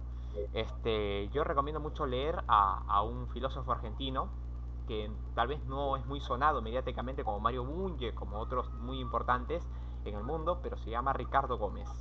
Ricardo Gómez es un filósofo argentino marxista que analiza y destruye fuertemente las tesis filosóficas de Popper, y entonces también analiza fuertemente, digamos, el tema que tiene que ver con la relación que hay entre el darwinismo social, y es un mal darwinismo, digamos, porque no respeta el darwinismo en sí, y Charles Darwin tiene un texto, si no me equivoco, es del año 1851, a ver si me falla la memoria, que habla sobre este tipo de temas, que no está de acuerdo de que su idea de la selección natural, de la idea de que el más fuerte sobrevive y el que es más débil se la arregle como pueda, tenga que ser utilizado al ámbito de la sociedad. Ese es otro tipo de sistema, Darwin mismo lo dice. Pero los neoliberales, spencernianos, que parten y beben y pregonan las ideas de Hayek, no lo van a comprender. Ahora, esa es una parte. La otra parte que quería avanzar, digamos, mencionaste que una cosa son los elementos y otra de la ideología política, y otra es la forma en que se aplica. Yo vuelvo en ese sentido, aunque no tanto vuelvo, a la idea de eficacia y eficiencia de la norma jurídica, y creo que las categorías de eficacia y eficiencia se puede aplicar también a las categorías metajurídicas, entre comillas, pero que están más enraizadas con la teoría política. Obviamente, digamos que muchas de las ideas que uno viene leyendo en los manuales de derecho penal, en los manuales de derecho civil, digamos, fueron gestadas en ciertas etapas de la historia. Pero el hecho de que sean eficaces o no sean eficaces no niega el hecho de que en un momento de la historia pudieron estar remolinadas. O sea, el hecho de que sea algo eficaz o eficiente no significa, digamos, de que en un momento de la historia pudieron estar arracimadas, amalgamadas por ciertos contextos, como lo que pasó directamente, ¿no?, en las revoluciones liberales inglesas a mediados del siglo XVII. Son cuestiones históricas, son cuestiones que se pueden comprobar. Que obviamente que esas ideas se llevaran a la práctica, bueno, ni en la misma Inglaterra pasó eso. Y no es solamente, digamos, en el ámbito del mismo territorio, sino en las colonias. Inglaterra fue un país colonialista. La última colonia que tuvo Inglaterra dejó de existir en el año 1959, si no me equivoco. Sí, Eugenio, ¿quieres tomar el uso de la palabra? Las Malvinas están colonizadas. Bueno, lo que tú tienes, sí, también. Y hay colonias, y hay colonias inglesas en el Caribe, y el Consejo de la Reina impide al Caribe reformar sus propias constituciones en algunos países del Caribe. No, el colonialismo inglés no ha terminado. El colonialismo en versión originaria no ha terminado. Lo que acabas de mencionar es muy cierto, digamos, es una cuestión más de forma que de fondo, porque el fondo que obviamente yo estoy tratando de abordar es que el colonialismo, tal como se entendía, digamos, con las cadenas, ¿no? Y que generalmente nos vienen a través de libros de historia, es algo que los ingleses, digamos, no lograron, digamos, purgar de sus prácticas a pesar de la claudicación de la Primera y la Segunda Guerra Mundial. A eso quería llegar fundamentalmente, ¿no? Entonces, partiendo de esa base y partiendo de lo que me acabas de decir, que es muy importante para fundamentar lo que voy a decir ahora, es lo siguiente, ¿no? Si hay un colonialismo que obviamente todavía subsiste, que está en el plano económico, que está en el plano cultural, que está en el plano jurídico, que está en distintos planos de la vida social y que por supuesto a muchas personas nos causa mucha indignación, mucha bronca, ¿no? Porque esa cuestión va anulando esa capacidad que el latinoamericano, que este mosaico de culturas que tú hiciste referencia hace poco, puede desarrollar y crear algo totalmente, no digo totalmente, pero en gran parte distinto, distante a cómo se viene trayendo acá. Yo recuerdo que había charlado con Atilio Borón hace más o menos un año y él me comentaba algo muy interesante. Me decía, Luis, si te fijas, las zapatillas de un habitante promedio, de un joven promedio de Singapur, de un joven promedio de Nueva York, de un joven promedio de Lima, de Buenos Aires, es casi similar, la forma de vestir es casi similar. Parece que hay una especie de colonialismo que va más allá del continente y abarca una cuestión más a lo que se entiende, entre comillas, como aldea global. Y es curioso que se hable de aldea, ¿no? Porque la aldea como que te remite a la idea de que hay un jefe ahí que está asumiendo el papel, ¿no? De capataz, ¿no? De que está diciendo hagan esto, hagan lo otro, ustedes sí, ustedes no, ustedes hablan, ustedes callan, ustedes opinan, ustedes obedecen. Entonces esa idea, digamos, está muy presente en nuestro continente y sí, concuerdo, digamos, contigo. Ahora, el tema que sí, por supuesto, mencionaste, el tema de los derechos humanos, la discusión de Bartolomé y las Casas, sí, totalmente de acuerdo. Yo pienso algo, yo soy algo concreto, ¿no? Mi idea no era tanto pensar de que todo viene desde allá y acá solamente somos receptores. Yo creo que acá también hubieron muchos casos muy importantes, ¿no? Por ejemplo, igual con el feminismo. El feminismo generalmente se piensa que viene, ¿no?, de Europa y toda esta cuestión de la primera y segunda ola, pero acá con Flora Tristán y otros autores muy importantes dimos pasos muy significativos. Entonces eso también hay que ver, ¿no? Hay que, digamos, quitarnos un poco la mirada eurocentrista. Y cuando mencionaste el tema también de Hegel, bueno, concuerdo contigo cuando hablas de que Hegel, digamos, es una persona que en cierta medida estaba en contra de estas partes, ¿no?, periféricas a lo que él concebía como el mundo, porque Hegel fue el autor, si no me equivoco, que dijo, ¿no?, de que el mundo empezaba y acababa en Europa. Y Kant, para rematar, porque Kant también era un personaje que tenía ese pensamiento, decía que los habitantes de estas tierras eran incapaces de civilizarse. Y lo más irónico de todo esto, Eugenio, es lo siguiente, que cuando uno analiza la historia política de lo que ahora se conoce como Europa, partamos, digamos, desde la desintegración del Imperio Carolingio hacia adelante, uno descubre cosas muy impactantes, muy rimbombantes y muy tristes también. Porque es un continente, cuando yo hago este ejemplo y siempre le digo a mis amigos, ¿no?, comparen el mapa de Alemania, de Francia, etcétera, etcétera, del siglo XIX, con el siglo XVIII, con el siglo XVII, con el siglo XVI, y ustedes van a ver que los límites no son iguales, siempre están un poco más acá, un poco menos allá. ¿Y por qué? Porque ese continente ha estado plagado de guerras, ha estado plagado de conflictos, fueron los que llevaron la primera y la segunda revolución industrial. En otras palabras, fueron los que sembraron la semilla para que el mundo ambientalmente esté peor. Y entonces cuando uno ve todas estas cosas, y por un lado encuentra a Hegel, y por otro lado encuentra a Kant, hablando de que nosotros sí somos civilizados, y ustedes como que no sé si se pueden civilizar. Bueno, particularmente hay que volver a analizar qué significa ser civilizado, y cómo es en cierta manera nos pone a nosotros ante la mirada de la historia y ante la mirada del presente, ¿no? Yo por eso quiero volver a esos puntos. Y sí, concuerdo contigo. Y el tema de los derechos humanos, por supuesto, es un tema vital. Y es más, te comento, Eugenio, que el día de ayer sostuve un diálogo, bueno, no fue tan diálogo, con Antonio García Amado. Y Antonio García Amado, digamos, tenía una visión muy conservadora de lo que es los derechos humanos. Para él, el lenguaje de los derechos humanos está asesinando los derechos humanos, y habló, digamos, el peligro que representan que ciertos líderes políticos muy ignorantes o con poca preparación intelectual lleguen a ocupar los cargos de jefes de estados en América Latina. Yo le dije algo bien concreto a Juan Antonio García Amado, y si escucha esto me gustaría que acepte nuevamente una reunión conmigo, porque lo que hizo, me escuchó, se fue y nunca más volvió, nunca más me respondió un correo. Entonces yo le dije, la idea del filósofo rey, que obviamente viene con Platón, ya fue superada, en el sentido de que el mismo Platón acabó yendo con ese filósofo rey que fue su alumno de Siracusa en una canoa porque los querían linchar, y dijo claramente que más vale confiar en la ley antes que en los hombres.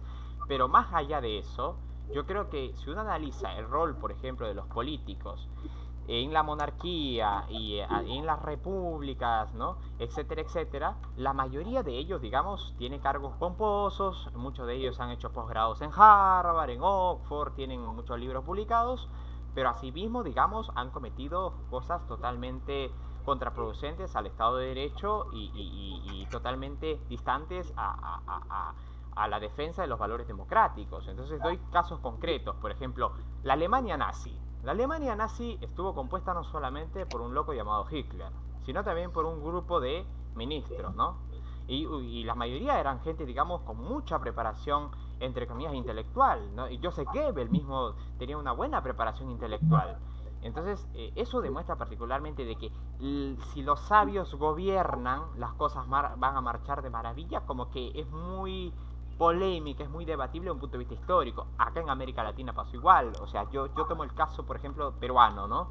El caso peruano, digamos, es un caso muy peculiar porque en el caso, por ejemplo, del primer gobierno de Alan García, que fue en el año 1985, pusieron como vicepresidente a Luis Alberto Sánchez. O sea, Luis Alberto Sánchez, desde un punto de vista teórico, un punto de vista académico, es un personaje digno de admirar en muchos sentidos.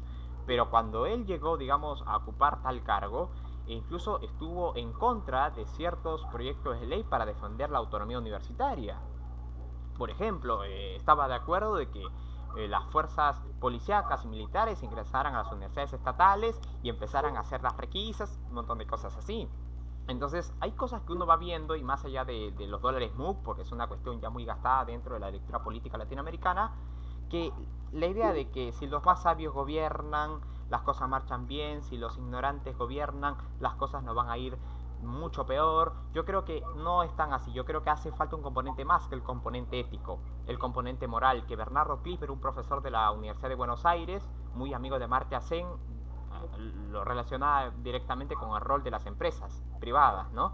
El rol ético, el rol moral que deben desempeñar las empresas privadas. Yo creo que es necesario volver a esas categorías morales sobre lo que es correcto y no es correcto, pensando en categorías del bien común más que el bien individual, para tener una visión más integral. Pero eso, sinceramente, en un continente como este parece ser, no digamos un sueño de opio, pero sí me parece que ciertas condiciones no están dadas, y la Asamblea Constituyente me parece que sí es un buen espacio para poder discutir estos tipos de temas, elaborar una constitución que refleje lo que es realmente el pueblo.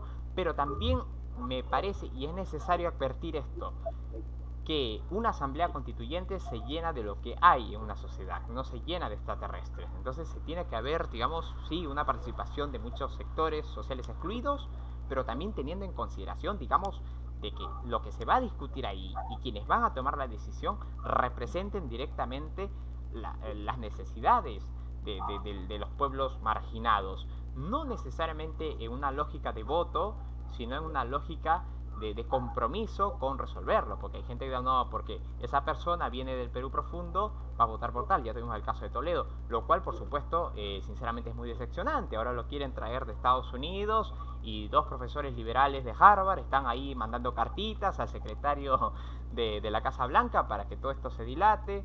Pero el caso de Pedro Castillo es un caso muy polémico y muy distante del de Toledo, porque acá lo que prima es el racismo que no se ha superado. Y es bien paradójico, y vuelvo acá y termino acá con una frase que está en flor de boca en la sociedad peruana, y que paradójicamente, a pesar de estar en flor de boca, es muy practicada, es una práctica consuetudinaria, ¿no?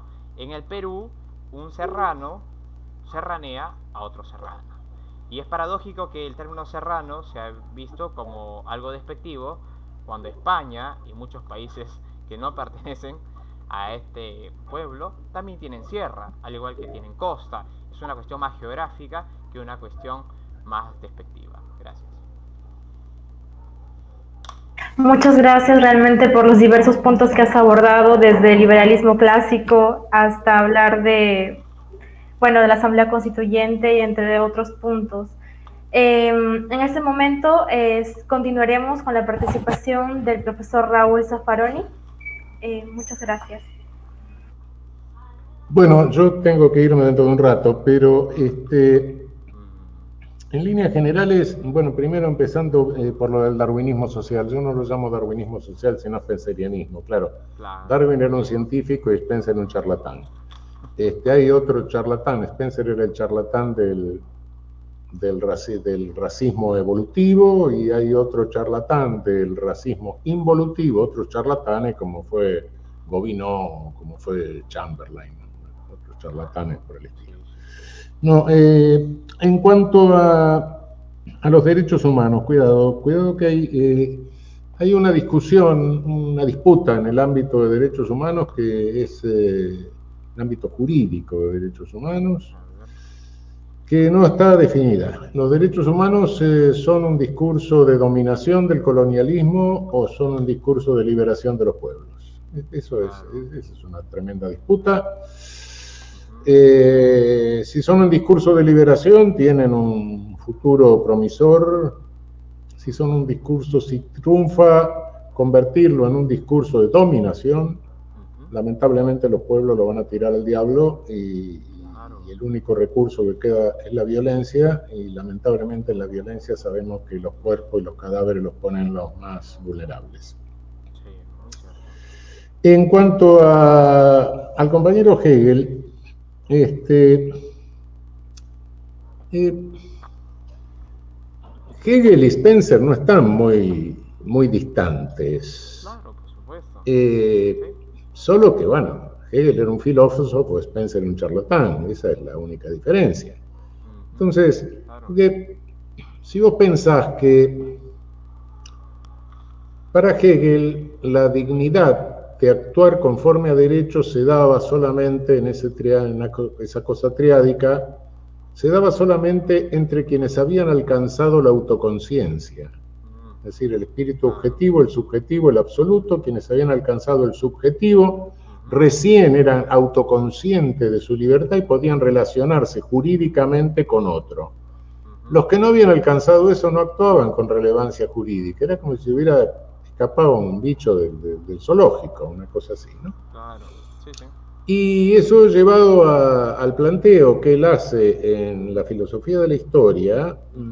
Bueno, nosotros no tenemos historia porque parece que nuestros originarios, según él, se disolvieron al contacto con el europeo.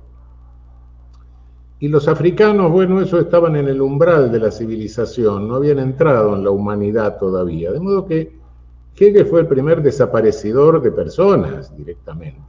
Bueno, y claro, en definitiva, ese espíritu que más que Geist parece un espectro que va avanzando matando gente por el mundo, para él se inicia en Grecia y alcanza su punto culminante donde está él, se sienta en la punta de la flecha de la historia, por más que estar sentado en la punta de una flecha debe ser una posición incómoda, y hasta ni los latinos alcanzan el grado de conciencia del espíritu, el grado de evolución del Geist de la humanidad de él. Entonces, podía legitimarse todo el colonialismo con Hegel. Lo que pasa es que Hegel era un filósofo, era difícil de entender, no era taquillero, ¿no? No, en lugar, el bestia de Spencer, que decía una serie de groserías absolutas, era mucho más fácil, y los inventos de los médicos que habían precedido y de los cuales él toma toda esa serie de barbaridades también, ¿no? Entonces, En realidad es eso, pero como ideologías, los dos son altamente legitimantes. En cuanto a la idea de, bueno, hablaste del feminismo, bueno, el, el patriarcado es un requisito del colonialismo. El colonialismo Claro, obviamente. presupone una sociedad colonizadora. Una sociedad colonizadora tiene que ser una sociedad en forma de ejército, bien jerarquizada. Por eso que los españoles nos colonizaron a nosotros, los ibéricos. Claro. ¿Por qué? Porque llevaban 5 siglos de lucha colonial en su propio territorio contra el al-andaluz, claro. Y entonces tenían esa jerarquización. No inventaron el patriarcado, por supuesto, pero lo reforzaron. Y el racismo, sí, el racismo lo inventan ya para ordenar jerárquicamente el personal de ese enorme campo de trabajo forzado que fueron las colonias, ¿no? Claro. Porque hasta entonces sí se conocía que había gente con distinto grado de melanina, pero eso no tenía mucha importancia, ¿no?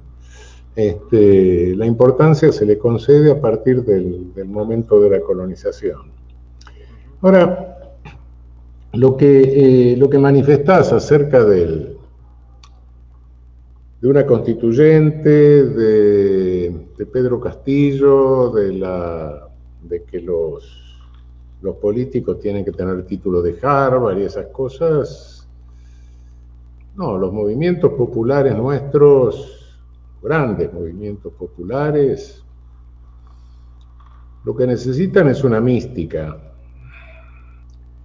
Son movimientos que por regla general son, desde un punto de vista, si miramos desde un punto de vista eurocéntrico, son incoherentes. Sí, claro. Claro, sí.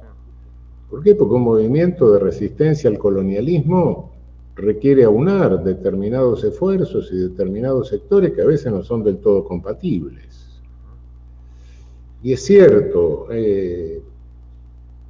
sí, los movimientos populares nuestros pudieron tener muchos defectos, pudieron tener muchas contradicciones, algunos fueron autoritarios en cierto sentido, pero si mirás lo que fue el cardenismo mexicano, el varguismo brasileño, el peronismo argentino, el irigoyenismo antes, el velasquismo ecuatoriano, bueno, cuidado, el APRA de ustedes, bueno, pero sin esos movimientos, yo no sé si vos y yo estaríamos vivos, o nos hubieran cargado alguna enfermedad infantil, o nos hubieran abortado por miseria, no sé, o si hubiésemos aprendido a leer y escribir, o si hubiésemos tenido oportunidad de llegar a la universidad. Bueno, con todos sus defectos, que no hay por qué negarlos, pero de cualquier manera ampliaron la base de ciudadanía real, y esa es la realidad. Bueno, el balance es ese. Y si comparás algunos ribetes autoritarios que tuvieron, etcétera, con las barbaridades que se hicieron para detener esa ampliación de ciudadanía real, son incomparables. Es un chiste, sin lugar a dudas. Bueno, qué sé yo, la guerra centroamericana, 200.000 muertos en Guatemala, 80.000 en El Salvador, 30.000 desaparecidos en la Argentina, los muertos de Chile. Bueno, no, mejor no hablar, qué sé yo. Nosotros en la Argentina hemos tenido el raro privilegio de tener la primera ciudad bombardeada, la primera capital sudamericana bombardeada del aire. ¿Y por qué? Por los gorilas, por un movimiento contrario al peronismo, ¿no? Fusilamiento sin proceso, derogación de una constitución por bando militar. Bueno, qué sé yo. Entonces, si los liberales me preguntan, le preguntaré si todo eso es liberalismo, ¿no? Y quiénes son más liberales, en definitiva, más liberales nosotros, claro. Nunca hicimos esas barbaridades. Bueno, entonces, desde el punto de vista del liberalismo político, te digo. ¿Cómo veo desde afuera lo que vos decís, lo de la constituyente? Y no sé si nunca uno puede prever lo que puede pasar políticamente, ¿no? Claro. La política siempre depende de muchas no sé, de muchas emergencias, de muchas circunstancias que son imponderables. Pero sí, hay un camino. El camino de salida es un movimiento popular. Y hoy daría la impresión en Perú que el único que lo puede encabezar sería Pedro Castillo. Ojo, no estoy haciendo no me pongo en augur, digo lo que veo hoy. El futuro depende de imponderables, es la política. Pero eso no depende de las condiciones intelectuales o de la formación intelectual, filosófica de quien lo encabece. Claro, por supuesto. Depende de la habilidad política del que lo encabece, y eso muchas veces es intuitivo. Y por otra parte, no te olvides que la resistencia nunca sale de lo intelectual, es mentira. La resistencia sale del aspecto emocional. Si resisto es porque me da bronca algo.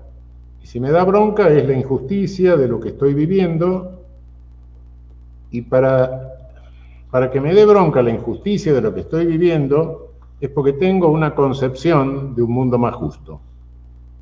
También, claro. Que puede ser, cuidado, no tengo un brote místico, ojo, pero a veces sí, qué sé yo, eso lo dijo Cabral, el luchador brasileño, africano. Pero bueno, sí, efectivamente, eso sale del aspecto emocional, no vale. Ahí no vale los títulos que te haya dado ninguna universidad. Tipo que pueden estar cargados de títulos y hacer una barbaridad de políticas olímpicas, ¿no? Cometer errores terribles. Eso no. Es absurdo decir eso. No. Que la habilidad política, bueno, nunca es una persona ni un pequeño grupo de personas sino depende de la habilidad. En todos los países hay equipos, depende de la habilidad en seleccionar los equipos técnicos, etcétera. Y eso es una habilidad política,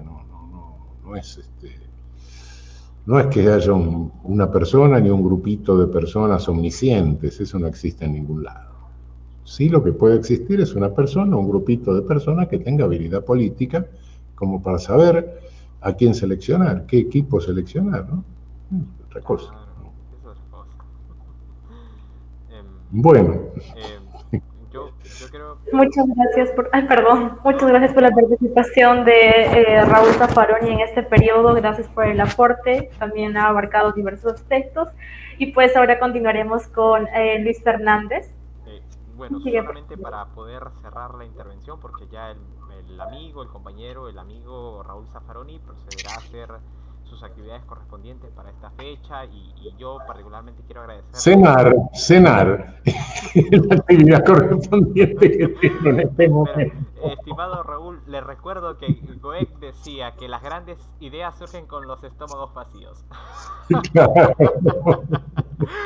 Pero no, para mí ha sido una experiencia muy satisfactoria, a pesar, digamos, de las idas y venidas, las aproximaciones y las distancias, que en toda conversación de amigos y gente más o menos pensante y aficionada por la cultura existe. Para mí es muy gratificante. Ojalá, digamos, que en otra oportunidad tengamos el placer de retomar estos diálogos que para mí son muy ilustrativos. Y le comento algo muy anecdótico. Yo conversé hace más o menos un par de semanas con Guido Croxato, y con él sostuvimos un diálogo aproximadamente de 1 hora con 20 minutos. Creo que usted ha superado el récord, porque con usted hemos conversado prácticamente 1 hora con 43 minutos. No sé si eso es para bien o para mal, pero de todas maneras es algo para mí muy gratificante. Y bueno, quería agradecerle de manera infinita su tiempo, su voluntad. Y bueno, ojalá que en otros momentos tengamos la suerte de conversar. No sé si usted estaría de acuerdo. Con todo gusto. Bueno. Magnífico. Bueno, un fuerte abrazo. Otro fuerte Igualmente, abrazo. Muchas gracias a ambos por compartir su conocimiento con nosotros a través de este medio. y espero también contar en un futuro con una oportunidad para poder compartir algo más, ¿no? Y sin nada más que añadir, me despido. Muchas gracias por todo y pues cuídense mucho. Chao. Nos vemos.